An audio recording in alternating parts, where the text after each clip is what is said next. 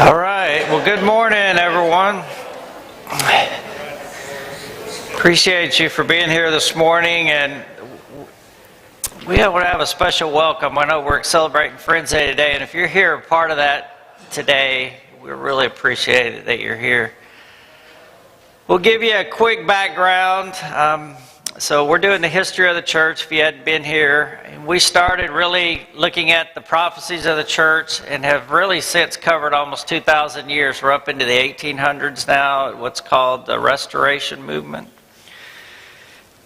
So the person we're going to be looking at today, really if I had to pick one person out of this entire study that probably is my favorite person to study, it's going to be the one we're looking at today.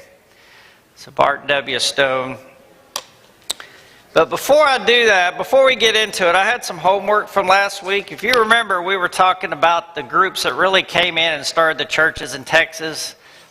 And if you remember, up in the far northwest corner of Alabama, in a town called Waterloo, there was a big group that basically almost the entire town, the church in the town, decided they wanted to come to Texas for cheaper land. So you remember they hired Davy Crockett, who went on to be of Texas fame, and they hired him to bring them to Texas. And I mentioned in the talk that Davy Crockett was getting kind of in a hurry, and this group would stop on Sundays, and they just weren't moving quite at the pace that he wanted them to move. So he decided to leave them, and the only note that we had was that he left them in Memphis. And some people said, well, Memphis may not seem like Memphis, Tennessee. Was it maybe Memphis, Texas? So in doing some more research, I'm kind of backwards, but if you had Waterloo, Alabama at the very top, you went due west about 140 miles, you'll hit Memphis, Tennessee. And I found a couple of other notes, and they said that Davy left them there at the Mississippi River, which happens to flow through. So I think we can come to the conclusion they left them in Memphis, Tennessee. Obviously, they would have had to come farther south and come down later. So it looks like Davy Crockett maybe stayed with them for about the first 100, 150 miles of their journey before he moved on. All right, so getting to Barton W. Stone, there's a couple of reasons that I think if you had to simplify his life and just say what are the three things that really stand out in his life, probably the things that I would pick out is first of all his passion for getting back to the Bible. He really that became, once he realized that the church, he was Presbyterian at the time, really wasn't following the Bible. Probably from in his early 20s until his death, one of his just main focuses was on getting to church and getting back to the Bible, and that was a passion of his. Another one that you'll see a lot of writers that write about him will compare him even to the Apostle John in the fact of how much his focus was on love. Love for God's Word, love for his fellow brethren. And then lastly, the word unity would have to probably come to mind. Really, again, his passion was for uniting the churches. He was really big on getting rid of names such as Luther or Presbyterian, whatever it might be, Baptist, and try to go back. And his big push was to go back to the word Christian. When we look at the Campbells next week, his key word was disciples, but they both had a word that instead of calling us all these names, let's go back and just be called Christians. So we're going to kind of walk through his life. There we go.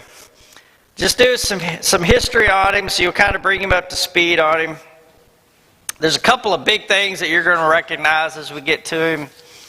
The Crownridge Revival we're going to look at. It's a big thing. But he was born in Maryland. So to give you kind of a background, his father died when he was only 3. So his mom moved his family to North Carolina. There was some family, I believe, nearby. So she wanted to get down near them.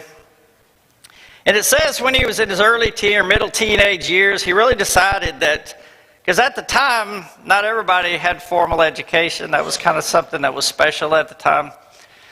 So he decided he wanted to do everything he could to get a formal education and actually become an attorney at the time. He wasn't thinking at all about preaching.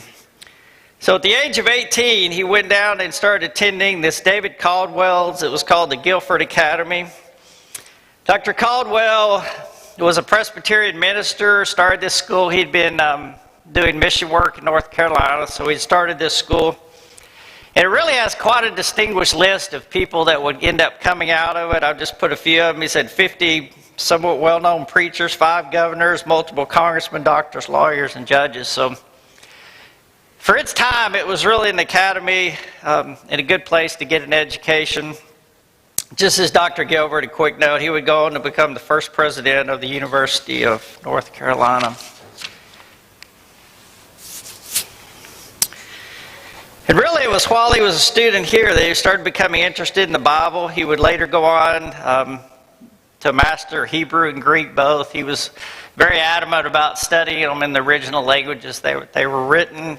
It's kind of an interesting note. There was a student. He had actually just been a student a couple of years before, very passionate about preaching the Word, this William Hodge. And a lot of the students had been converted if they weren't already Presbyterian by him. So when he came in, at the time he wasn't really Presbyterian. He was just coming to school there. Decided when Stone heard him preach, he talks about the William Hodge. He would hear him a couple of years later. And that's when he really decided to become a Christian. At the time, sprinkling was part of the Presbyterian church, so he mentioned that he was sprinkled when he joined the church there. For a quick stay after graduation, went with his brother to Washington, Georgia, and just spent a year there teaching. Really didn't know what he wanted.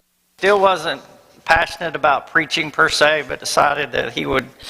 His brother talked him into coming down there and doing some teaching. Finally, in 1796, he returned to North Carolina and was licensed or bid into the Orange Presbytery there at Hallfield Church and started really his preaching career there. It was interesting because this William Hodge, we talked about him. At his ordination, William Hodge took the Bible in his hand, declared that the greatest obligation was to it and not really to a creed. So this William Hodge had already started some kind of the thought process of getting away from some of the creeds and the such that the church was already a part of. And he would later go on to have a good effect on Barton W. Stone as far as when he started kind of questioning those. 1797, he moved to Crownridge, Kentucky, and became the pastor there of the Concord and the Crownridge churches. They were 2 churches that were pretty close together. This is really interesting. When he took his ordination, they normally had to swear allegiance to the Westminster Confession of Faith. If I'm not mistaken, I believe that their preachers still do that today, have to swear allegiance to it. But his famous saying was, "I'll do it as far as it agrees with the Bible." So he was already, again, we're starting to see that. He said, I'll swear allegiance to it, but only the parts of it that really are in line with the Bible. So just a real quick one page. This guy ended up having a big influence on him, a guy by the name of James McCready. So McCready had moved to the same county there in Kentucky. He was also a graduate of the David Caldwell School. And in 1800, he would host what would become known as the Kentucky Revival, one of the, at the time, I think, probably the biggest revival. These were early on, where he brought a lot of people together. His preaching was on repentance. He didn't believe that baptism was for the remission of sins. He believed repentance. But what he did do was he said that anyone who repented could be saved, and really throughout the Calvinistic doctrines, we looked at those earlier on predestination. So he was already starting to reject those, even though he again was a Presbyterian preacher. But he was rejecting some of those Calvinistic teachings that were popular at the time. Had a huge response to his message. And Barton W. Stone would say, he was still a young man at the time, that this would end up having a big effect on his life. He was in attendance and listened to this. Pictures may be a little hard to see, but I'll try to throw in some more pictures as we're going along. To picture that Red River Meeting House was where the Kentucky Revival was held. And today there's still I believe it's still standing today. This picture was taken some years ago.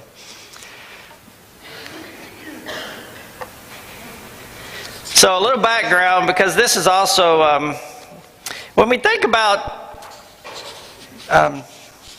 Stone, and we're going to compare him, when you see the Campbells next week, Alexander Campbell especially, they really, from a background standpoint, had really two differences. Barton W. Stone really never had much in the way of physical money.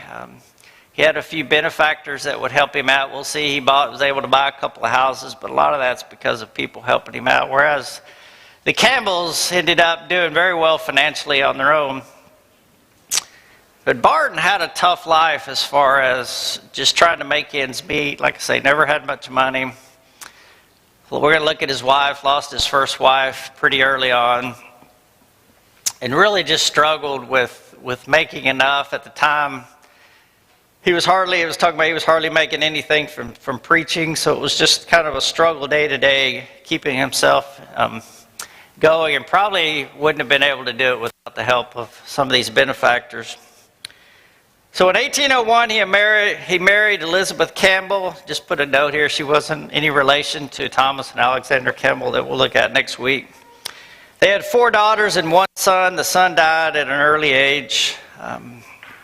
But he returned from the Kentucky revival and was really fired up. He actually started thinking, I want to hold one of these revivals on my own.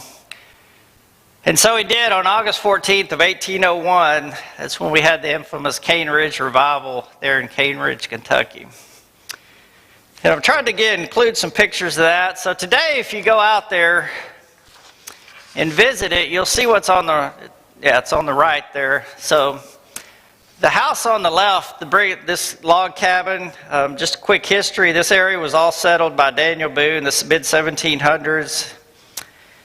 And in 1791, what you'll see on the left was the largest one-room log cabin, and it said ever built in America, so I'm assuming that stood. But in the 1950s, they noticed that the weather was taking such a toll on it that they built this more or less a brick house around it. So if you go there today, you can still, when you go in the front door of the brick house, that log cabin still exists on the inside. You can go in and visit that and such, but they did that just to kind of protect it. But at this revival, whereas there were multiple thousands at the Kentucky revival, estimates that this one put the number between, on a really conservative estimate, 15,000, but upwards of 25,000 attended this Crownridge revival.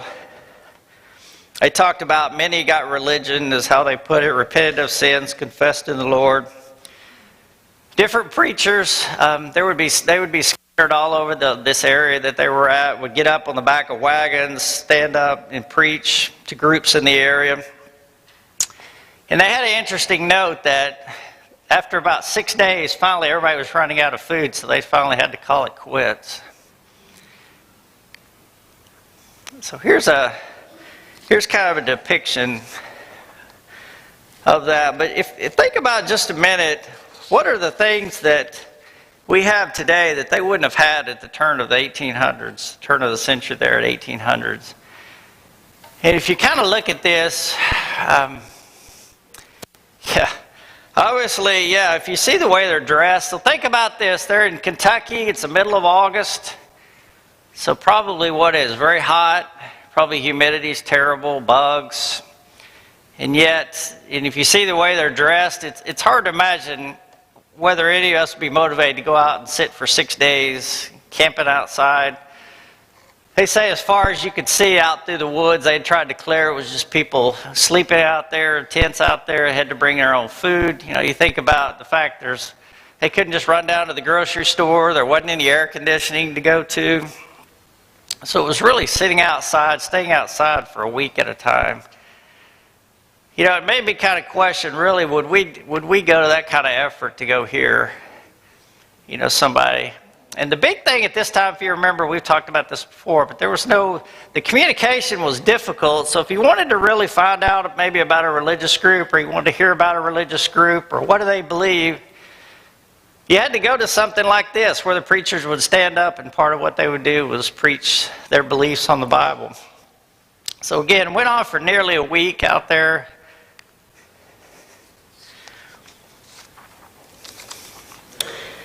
So as you can imagine, they said about 3,000. We mentioned that earlier, about 3,000 people. They said there was a little creek out behind it that stayed busy. They were baptizing a lot of people.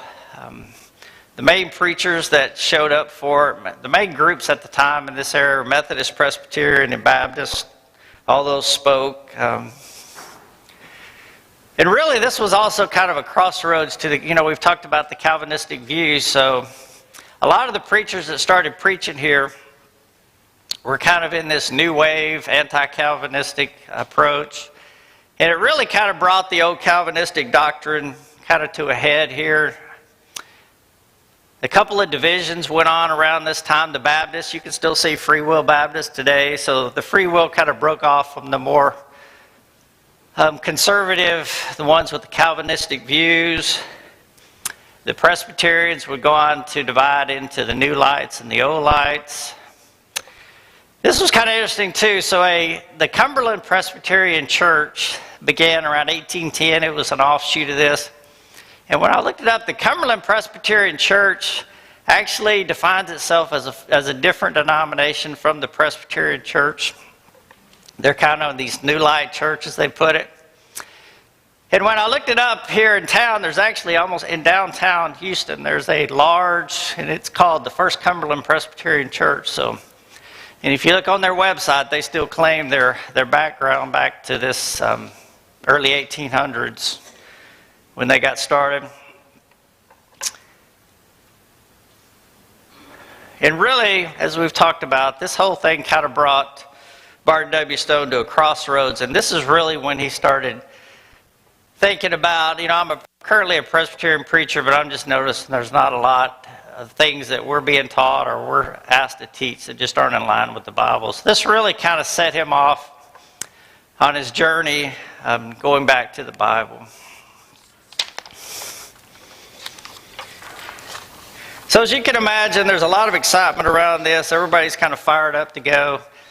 We'll see this, we come to a meeting or something, or we hear a really good preacher, and sometimes it'll really get you fired up. And then over time, that kind of fades out. So the same similar thing happened there. By about 1803, this revival spirit has started to die down. The Presbyterian Church, because he had really now, by this time, started preaching a lot of things that were in conflict. So the Presbyterian Church really started putting a lot of pressure on Stone to quit preaching these other doctrines of his. There was a group of about 5 or 6 here. We've mentioned some of these preachers. They all kind of came together and said, they were all Presbyterian preachers, came together and said, really what we're preaching is not exactly in line with the Bible. So they just started, basically they were given the thing either to quit preaching some of these doctrines or they were going to be excommunicated. So what they did is all 6, I believe 5 or 6 of these men, they all resigned, both of the Orange and the Washington Presbyteries. So they resigned from those and formed what they called the Springfield Presbytery. And again, this is probably going to, if you've seen much on history of this is going to come up as something. But their main view here and their main goal was they vowed just to preach the Bible only. But what's really, it's kind of almost comical. So they created this Springfield Presbytery in 1803. Well, about a year later, they realized that, hey, what we really created here is nothing better than what we already had. Instead of kind of ideas or creeds, we decided that we were going to say we're going to let the Bible speak, but here we are writing out these rules that people are going to have to follow. So what they decided to do after that year was they decided to disband the Springfield Presbytery.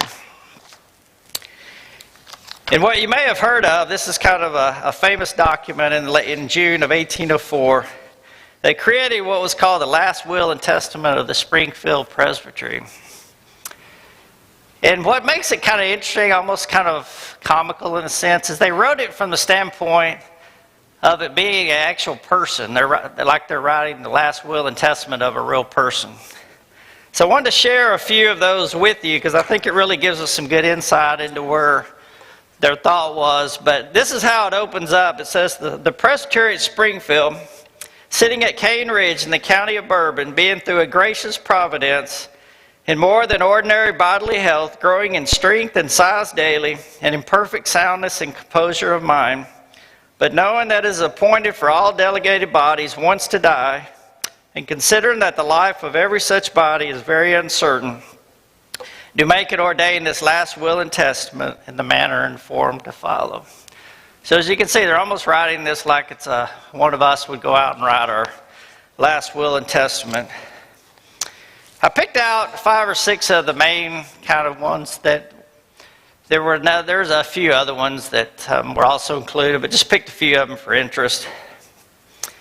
They start off, we will that this body die, be dissolved, and sink into union with the body of Christ at large. For there is but one body and one spirit, even as we are called in one hope of our calling.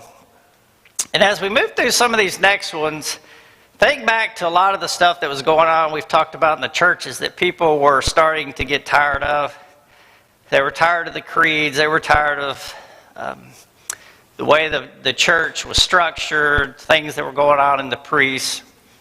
So as they talk about some of these, kind of think in your mind, which one are they targeting here? First thing they put in there, their title of Reverend, be forgotten forever. So for whatever reason, they didn't like that title. They thought they should just be called preachers of the word, not Reverend. We will that the making of laws for the government of the church and their enforcement stop. So again, thing that they had actually just done, that's why they were kind of getting rid of this presbytery, because they'd made these laws for the governing of the church and really had got away from the fact that we need to let the Bible be our governing body. Here's another one. We will that seeking the ministry be ordained by God and not by a body or church. So all these men had to go through this.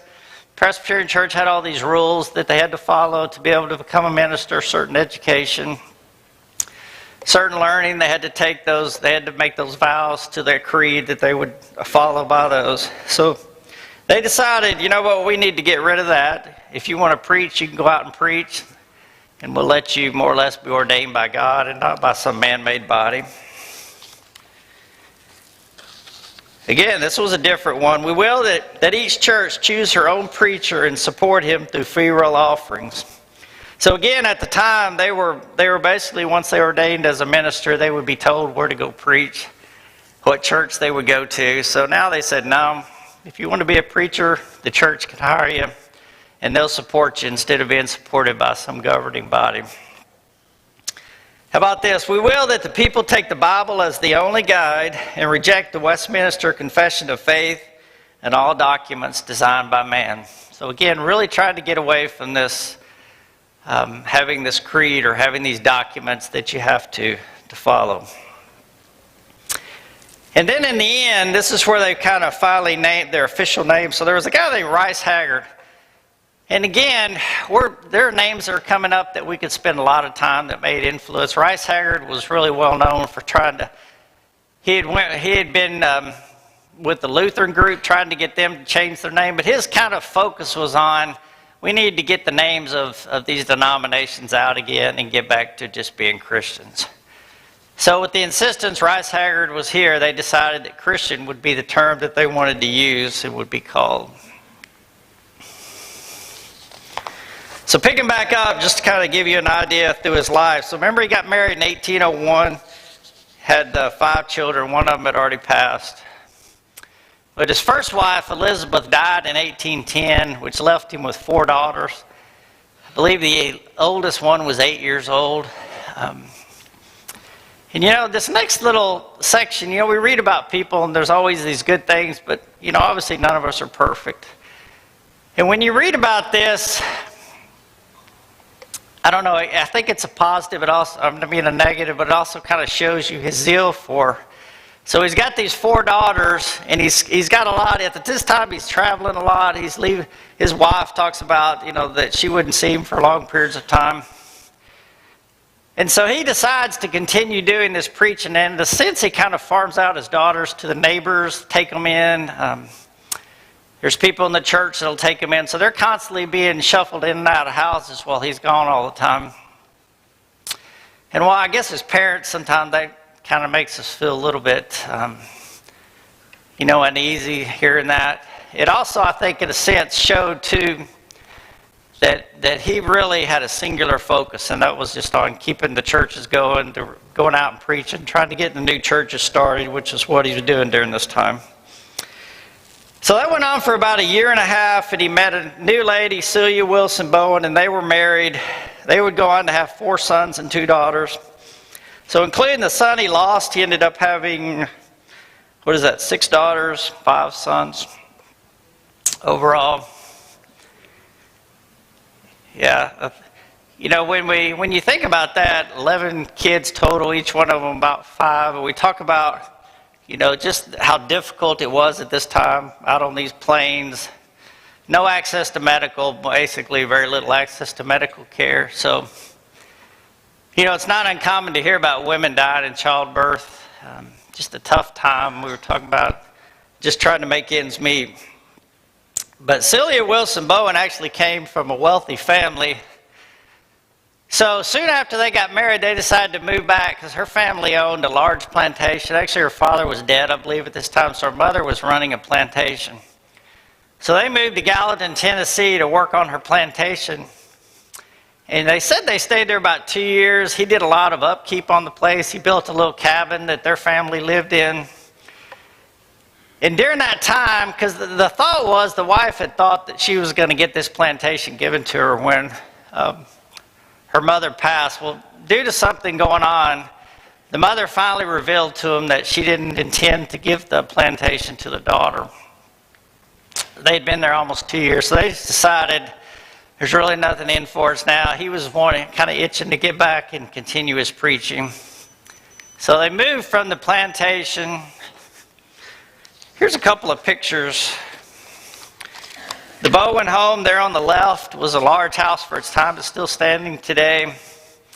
I know the other part, it's hard to read, but we threw in a copy of the marriage. That was his marriage certificate to Celia Wilson Bowen. And then on the right, there she is dressed in all of her splendor of his second wife. We look at that and it's just, I don't know how they wore some of that stuff. So when he got back in 1819, this would be the next big piece of his life. In 1819, he was invited to come be the headmaster of this Rittenhouse Academy. He ended up staying there to around 1834, so about, 15 years of his life. Just as a note, in 1829, it was absorbed into Georgetown College, which has a Baptist roots. So I went and looked it up, and it continues still today, still a college out there. And last year, 2021, had about 1,250 students, so a small college, but still on the same location as it was when he was there. So a little bit of their background. In 1819, when they arrived, they purchased a house and 123 acres of land. Again, he wasn't able to do that on his own completely, so he had some people that helped him out to purchase that. Just as an interesting side note, this land, again, had belonged to this person named Israel Grant, who was nephew of Daniel Boone. And the pictures there, that was taken, I think, early 90s, but the house still stands today out there. Says it's about a mile east of the town that they built it by. It was kind of interesting to be able to go back and see, these places where they lived are still standing today. The Christian Messenger was another big thing that he got started around 1826. So again, there's just not much way for the people at the time to communicate, to figure out what's going on over here and over here. So what he would do is he would receive a lot of letters from some of these new churches he had started or people he knew in other states. And they would say, we really are doing well over here. We've got a church growing. We've got this coming on over here. So what he decided to do was to create a periodical that was called the Christian Messenger, to kind of give people an idea, kind of way to unite the brotherhood throughout. He had a guy by the name of John Thompson that ended up kind of helping him. They produced it together.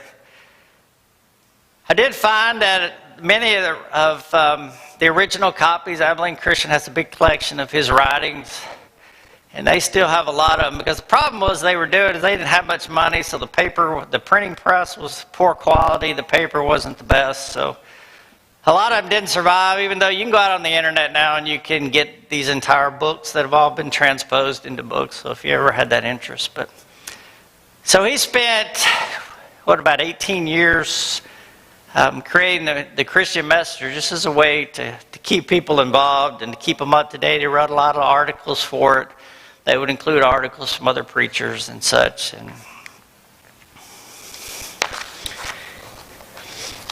some of the early themes of the Christian Messenger included things like opposition to sectarianism, which it's kind of a big word, so I always like to break down, but that's really a devotion to a group, saying I'm a Lutheran, I'm a Presbyterian. Again, we've talked about that, whereas he just said, let's just go to the Bible and be called Christians.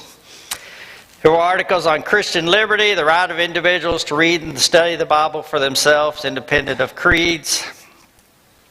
He also stressed Christian unity based upon New Testament teachings, rejecting of traditions and theological systems that had developed over time, which really weren't in line with the Bible.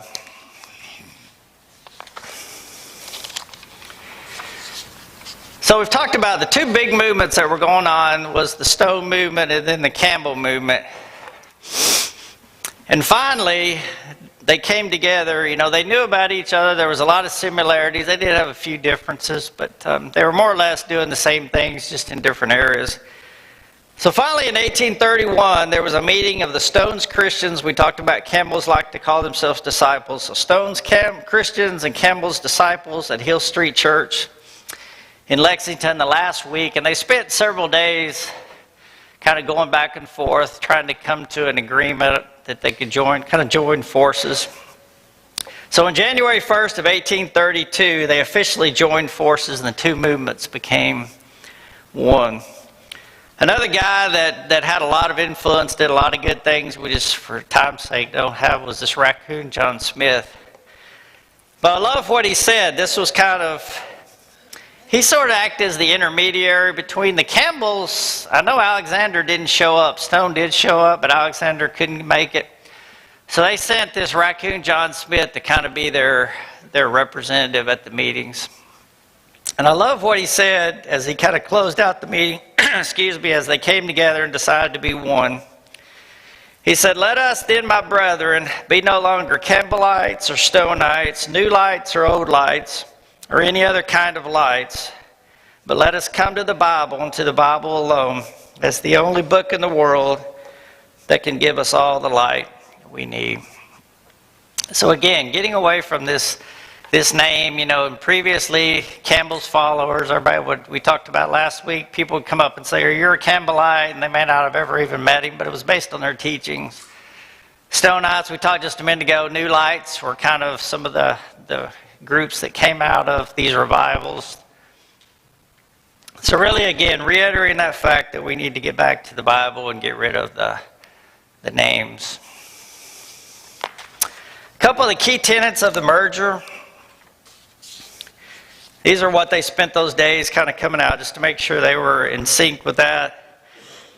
They came out both in agreement. Individual congregations should be autonomous, so there should be no boards. There should be no higher-up groups that are controlling them. Each church can make their own decisions. We need to make sure we focus on New Testament teachings. We need to be self-governing. Again, we talked about a lot of the way these churches were governed, caused a lot of problems. So let's just be self-governing. Baptism will be by immersion.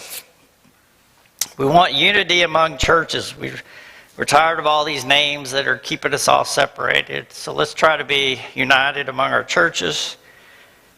We're going to have a regular celebration of communion during worship. So a lot of this sounds familiar. A lot of it's what's still being followed today.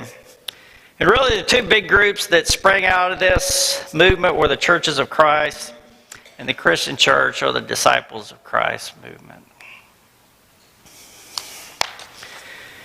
This is kind of interesting, because this might have come to your mind when we were talking earlier, and you remember his wife had that big plantation. Well, part of a plantation obviously is slaves. So in 1834, I believe her mother died, and it was kind of odd. They weren't willed the actual plantation, but they were willed the slaves. So her wife now got these slaves in this agreement, or the will. So here they are, probably the one thing that Barton W. Stone would have not wanted. He's now the owner, basically the owner of slaves through his wife. So what they did, and he had always been anti-slavery. He called it, I found one place, a moral evil and very heinous. Was a staunch supporter for abolition. So it's kind of a odd turn of events that now he's a slave owner, when that was one of the big things that he was against. So the problem was, he set out, how can we get these slaves freed up? Well, they lived in Kentucky at the time, and Kentucky was a slave state, so they wouldn't allow them to free them there. So they kind of found like a glitch in the law or whatever, that if they moved to a non-slave state, that they would actually be able to grant freedom to the slaves. So they decided to move to Illinois to do that, Jacksonville, Illinois. And through some workings, they were able to go on and free the slaves. So that was, but along with that, then the interesting thing, when he showed up for church there, he said there were two churches meeting. There was a Christian church and one that called Disciple Church.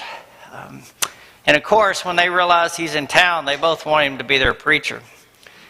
So again, getting back to that, we need to unite churches. So it says he refused, went to them both and refused to do it until they would unite together and form one church. So they actually did that, and he started preaching for that church. And really the next couple of slides are just kind of the showing of the downward trend as health starts to, we're just going to touch on a few of the important events, and then really kind of end here in just a minute with his death. So in the fall of 1836, it just says he suffered a severe illness, took a long time, weeks or months to recover from that, so he had to stop his preaching and such. A couple years later, and I threw this in out of interest, a couple years later he gave 5 addresses at the annual meeting of Christian churches in Indianapolis, and already by then, by 1838, there were 150 churches that sent representatives to hear him. Again, he comes back to that same meeting next year, suffers a sudden loss of hearing, said he never got much of that back, had to suffer through that. 1841, suffers a severe stroke, but again, after some time is able to work through it enough that he can continue preaching for a bit. As he nears the end of his life in the spring of 1843, he writes his own autobiography, and then really sets out on something he'd wanted to do, kind of what we would call a sunset tour of Indiana, Ohio, and Kentucky, kind of his 3 states that he really loved. And so he knows that his health is declining. He's probably getting to the end of his career, so he decides to do that. He was able to visit Cane Ridge twice, so he ended up being at Cane Ridge, I think, for around 30-ish years, so that was really kind of what he considered home. It says that he preached a couple of moving, really stirring sermons, knowing that probably he wouldn't preach there again, that his life was getting near the end. Finally, on October 21st of 1844, he preached his last sermon at the close of the meeting of the Missouri Christians in Columbia. On the way home, became very sick again, stopped at his daughter, one of his daughter, Amanda Bowen's house. And a few weeks later, there on November 9th of 1844, he died at her house. Luckily, a lot of his family had been able to come in, so I had a lot of family members there when he passed at her house. Just a couple of pictures here. I thought this was kind of an interesting statement. So if you go out to Cane Ridge, where he's buried now, look what this monument, I thought we'd just read it real quick. It says, "The Church of Christ at Cane Ridge and other generous friends in Kentucky have caused this monument to be erected as a tribute of affection and gratitude to Barton W. Stone, minister of the gospel of Christ and distinguished reformer of the 19th century." This was just kind of an interesting, I found this, and it's kind of almost kind of comical. So even though Alexander Campbell and he were really in the same cause, it doesn't appear that they at times were really that great of friends or problem. But this was interesting. So Campbell, after his death, Campbell comes to visit his memorial there. And just as a quick background, this John Rogers, when he died, he sent out a note to a lot of churches saying, what should we put on the marker here? And he really didn't get any response that he liked, so he ended up writing himself. And it says that when Alexander Campbell came up and read it, the words down there where it says that the words, the distinguished reformer, he didn't really like that. It sounds like, it's saying, maybe out of a pride or something. But anyway, he said, I think you should change that to say a distinguished reformer instead of the distinguished reformer. But it says that when Rogers heard that, he just basically said, what I've written, and it's still there today. A couple of quick pictures. If you go there, you'll see there on the right. He actually was buried 3 different times before he finally made it to Crownridge. His first wife, Eliza, is buried there with him on the grounds there. And real quick, we'll end here on his life. But the second to the last article that was ever published under his name, he laid out 8 suggestions for every preacher and student of the Word. And while a lot of us aren't preachers, obviously, we all should be students of the Word. A couple of these are kind of comical, but a couple of them I think really apply to us. So these are ideas or suggestions he had for those that are trying to study and learn the Word. First of all, he said, retire to your study. And by that he meant, you need to have a place where you go when you think, I need to go study the Bible. Where is that going to be? It's where my books are at, or where I can get to the things that I need. It's kind of a place that you can go and be quiet and have some quiet time. And this one here, you're going to get a good grade here because you've been going through church history. But he said, in between studying your Bible, you need to read a lot of church history. It said, when you've read your Bible through carefully, turn back and read it again. Again, another good one. Let your seat always be filled in the house of God every Lord's Day and any other time that they meet. Keep yourself away. This was kind of the one I was talking about. It's kind of funny. Keep yourself away from useless, unprofitable conversation. It consumes too much energy and nothing comes from it. So that was kind of a... Finally, the last 3, and we'll call it done today. Focus on matters that cultivate humility, devotion, and love for God's Word. I thought this one was really good. Let the glory of God be your polar star so that you will have a crown of righteousness at the coming of the Lord. And then finally ends on be humble. So thank you very much, especially if you're visiting today. We appreciate you being here for our Friends Day. We'll pick up with Alexander Campbell next week, and so thank you.